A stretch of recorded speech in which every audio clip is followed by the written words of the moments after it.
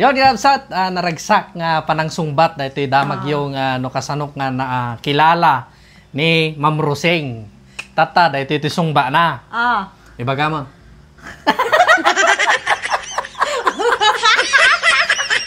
Kiligin ka manain. Huwag nga ron. Rugi mo na.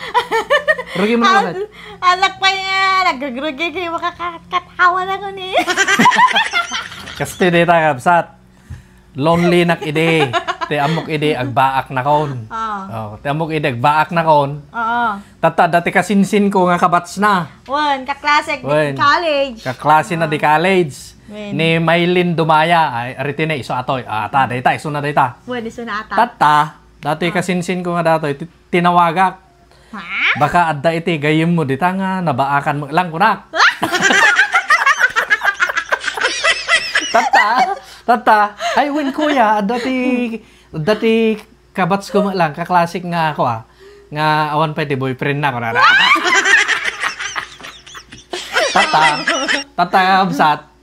Sige mga rod, alam man titi number na tawagak man ko na. Nalitid dati number na. Tapos, niya tinagan na ajay ko na. Rosel. Tata, tinawag ako. Tapos, ko na. Hello? Ano kastake? Sino to? Kanana? Sino ato?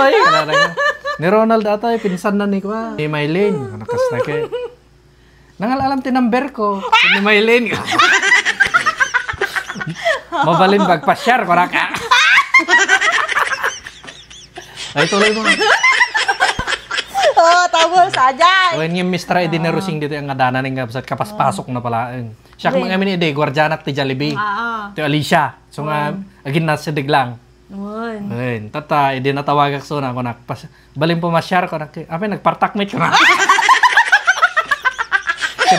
Siyempre, baak na kidin. Dire-diretso. Dire-diretso. Siyempre, baak na kidin. Pumasyar na ko, di balayo ko na kidin. Hindi ko ang ka, baga naman ate Rosing ki, kababae, nagadong ubing dyan.